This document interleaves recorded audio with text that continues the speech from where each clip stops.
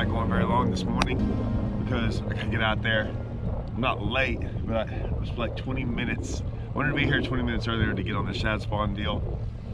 I don't know if it's going on. I just want to see. We got sun today, so it might, you know, there it goes right there too. It might stop quicker. So yeah, let's go try to get on that. We're gonna go like run and jump and hit a bunch of spots as fast as we can, see if we can't land on some and figure something out. Semi excited about yesterday afternoon. I didn't think about that. I hope yesterday's bite wasn't like an evening deal.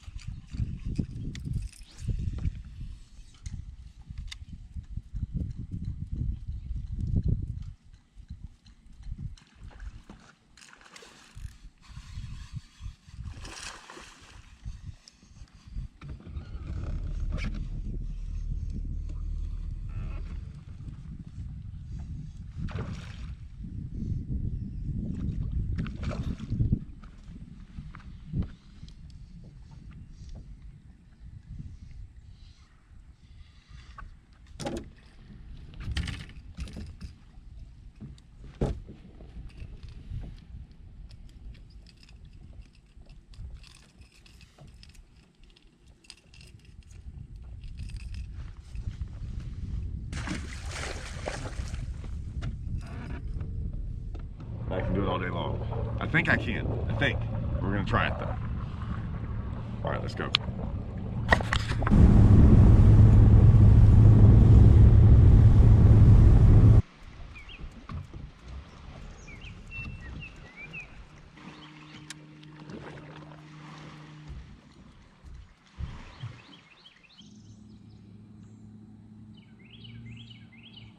Okay, day 2 of practice is in the books. What did I try to do today? I tried to just go off of a little bit of what I did yesterday. I tried to find a shad spawn in the morning. I did not find one. I think the shad are spawning. I just don't really see, like they're not, you don't have that like fish blowing up and busting on stuff like that. So, what even happened in the morning? So I tried to run a bunch of points and do a bunch of things like that. Never had a bite. And what I decided to do finally was I went in this one creek, just put my head down, and I figured out a couple things. One, I can get bit in there. I got bit on my pop and perch, got bit on a little wake bait. The wake, I thought this morning would be like a 50-time they bite. Huh? Oh, there's one. There's one. Big one. Not a big one, but dude on dirt just up there. Just up there in a foot, man. On the lake bait? Yeah, I knew it, dude. I called it. 3-pounder. Ate it, dude. Post spawner. Yeah. Big long one. I'm about to put this bad boy up. I knew it, dude. Dude, this is gonna work. Wake bait thing was interesting because it was instant. I mean, instantly. And you can catch perch on it. You can catch little bass. I caught a 1/3. I caught a keeper on my like 3rd cast. I kind of put it up after that. I think it's gonna be. I don't think they're used to seeing it. I haven't thrown it in a while. It's something that I've kind of, you know, I used to throw all the time, and now I kind of only break it out. It just made sense here, and it works. So I got that going. Can I catch a big one on it? I've caught big ones on it. I've caught real big ones on it. I don't know if it's. I'm worried about a limit. To be honest with you, limits are just. I think I would have had a limit today. Oh, I know I would have had a limit today because I actually caught 2 doing that. I had at least one other 3-pounder on my pop and perch. I had a giant on my pop and perch, like a real big one, like over 5. It kind of surprised me too, because of, not of where it was at, but the water clarity was not good, and it bit it in kind of deeper water. Now, deep is relative, guys.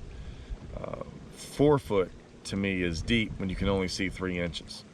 So I was very shocked I got it, and it crushed it. And so, and I had a couple bites in there, but here's what, when the water draws down like this, it's great because it puts it on, it makes the fish get on things that are obvious. Problem is when there's not very many obvious things in the water, everyone's gonna hit them, and they get tough. So that's kind of how this area was. I had like 3 or 4 bites in there, but it was obvious where I got bit. I'm just telling you, when you find stuff like that in a tournament, 4 bites turns into maybe 1 bite. I'm counting on that as I have a limit. I don't want to mess with any more of my stuff, and I go run stuff like that, trying to get 1 or 2 bites. Like I said, I did have a big one.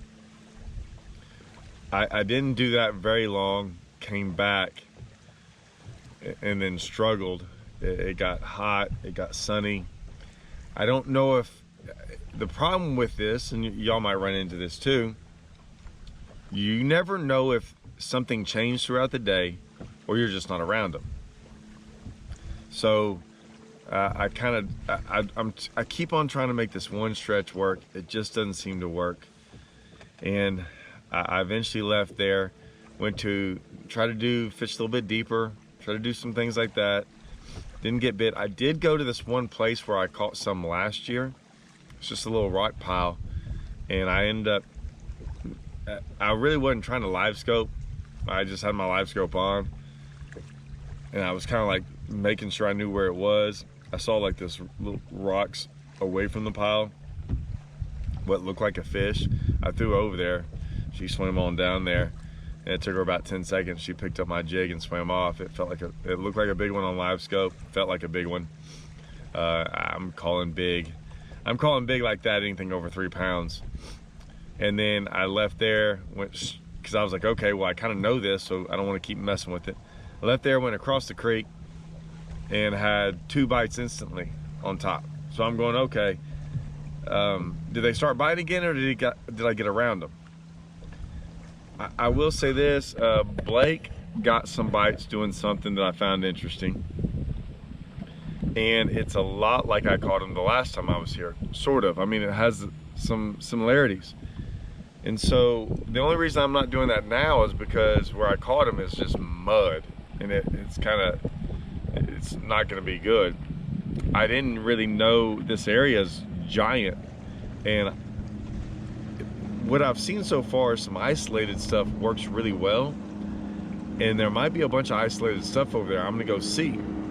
So my plan is, there's another creek over here that I didn't realize I'm only about 12 miles away from it. I've heard about it. I want to go see what it's about. I know it's clear there. And I might go there tomorrow to look. It's giant. I don't know.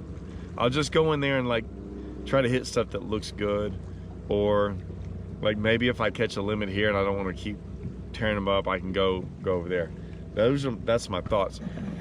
I think they stopped dropping Eufaula that bad. I mean, it's still dropping, but it's not. I think they only dropped it 1 inch. But I mean, golly, most of this stuff that's on the bank is dwindling down. I mean, a limit's scary when you don't have like this set pattern that you can run everywhere.